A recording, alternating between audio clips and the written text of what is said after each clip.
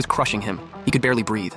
He thought it was enemies closing in, so every muscle in his body tensed up instantly. He was ready to fight to the death. But the moment he looked up, he saw a massive silver-white python coiled on a pile of rubble, radiating pure terror. Sumayer's eyes nearly popped out of her head. No way, it's him? That's absolutely insane. All that earth-shaking chaos from earlier, that was this silver snake? Bro, the destruction level is practically on par with a spirit-grade beast. I clearly remember this little punk was just a basic common breed. How the heck did he level up like this in 3 days? Sumayer leaned in for a closer look, eyes locking onto the freshly grown horn stub on my forehead. She froze for a second, like it all just clicked. Oh, I see. Dragon bloodline, even if it's diluted. No wonder the evolution's been this fast.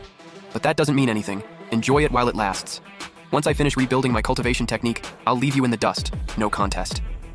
But even as she thought that, Sumayer felt a wave of dread wash over her. Rebuilding a technique from scratch ain't easy. She'd need a demon beast's inner core, and with her current power level, that was a serious problem. What she didn't know, though, was that I'd heard every single one of those little schemes loud and clear. I kept my eyes locked on Sumayer, running the numbers in my head. If I want to keep getting stronger and milking the system, I'm gonna need to get her some demon cores. Sumayer felt a chill run down her spine from my stare, and she couldn't help but curse under her breath. This creepy snake. Why the hell is it staring at me? Dumb worm, what are you looking at? So you got lucky and ranked up to spirit grade. Big deal. You think I'm actually scared of you? If my cultivation wasn't still recovering, I'd put you in your place right now. Enjoy your little moment. It won't last. Once I master the Dragon Clan's secret technique, I'll grind you into the dirt with my own 2 feet. I time traveled all the way here just to be this girl's errand boy? Unbelievable. Absolutely unbelievable. I shook my head and laughed it off. But hey, complaints aside, I turned and headed deeper into the dense forest. And before long, I was in.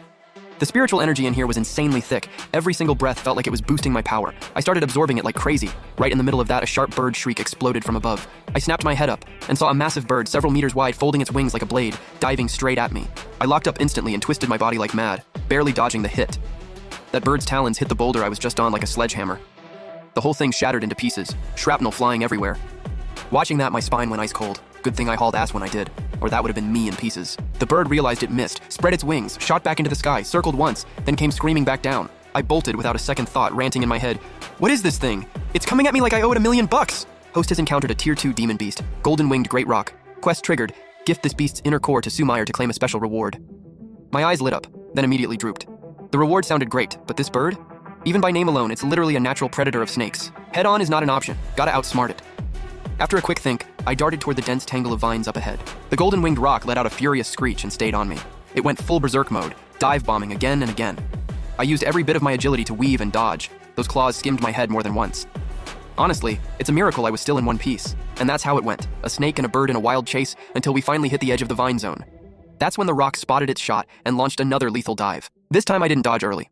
I waited, right until that bird's face was practically in mine. Then I whipped into a sharp turn and threw myself sideways. It couldn't break in time, clipped me, and shot right past, straight into that massive nest of 1,000-year-old vines. Its wings got wrapped up tight by the vines. It thrashed and flailed but couldn't get airborne. Ha! Not so tough now, are ya? This is exactly what I was waiting for. I didn't hesitate, activated Dragon's Might. A wave of overwhelming bloodline pressure blanketed the whole area, and I casually slithered toward it. It probably never imagined, not in its wildest dreams, that a tier 2 demon beast like itself would get wrecked like this. It fought to break free, but the more it struggled, the tighter the vines gripped, until it was wrapped up like a rice dumpling, completely immobilized. I opened my jaws and went straight for its neck. Under the bloodline suppression of Dragon's Might, it couldn't even fight back. One bite, and the bird's head was gone. Congratulations, host. You have successfully hunted a tier 2 demon beast, golden-winged great rock. Reward, 1 dragon heart scale. The moment those words faded, an ancient-looking scale drifted down in front of me. It wasn't huge, but it was rock solid, and it gave off a faint golden glow. I thought about it and decided to embed it at my 7-inch point. Insurance against Sumayer. Knowing her, she'd look for a chance to catch me off guard. That woman thinks about revenge every single day. One command and the scale fused right into my body, my hardest failsafe yet. I yanked the rock's body loose from the vines and headed back the way I came, prize in tow. The whole way back I was scanning left and right, super cautious, praying no more golden-winged rock relatives would show up looking for payback. Then suddenly, a massive surge of dense spiritual energy hit me from not too far ahead. Something good was definitely showing up. I pivoted immediately and followed the source. The closer I got, the thicker the energy. It was almost syrupy. A few minutes later, a jade-green lake appeared in front of me, wisps of white mist rising off the surface. It looked like a scene straight out of a fairy tale. I could feel it instantly. That mist wasn't ordinary fog. It was solidified spiritual energy, liquefied spirit essence, the kind of setup you'd only find at a top-tier sect's sacred ground. No freaking way, I just hit the jackpot. I was so hyped I almost lifted off the ground. But before that excitement could even settle, a wave of soul-crushing, heart-stopping terror slammed down out of nowhere. My heart skipped a full beat, like something had it in a vice grip. It was a death warning from the deepest part of my soul. I spun around and ran on pure instinct. The second I bolted, a massive jet of water exploded out of the center of the lake and slammed into a towering tree in the distance. A thunderous boom, and that ancient tree collapsed like it was nothing. I glanced back. Ice-cold sweat. That was way too close. Almost died right there. I didn't stop for a single second, just ran for my life and got the hell out. Whatever that thing was, it made the golden-winged rock look like a puppy. I didn't even dare think about fighting back. I ran until I had no idea how far I'd gone, only stopped when that terrifying presence finally vanished completely, and I just collapsed, gasping. Nope, still way too weak. This place is hiding something seriously dangerous.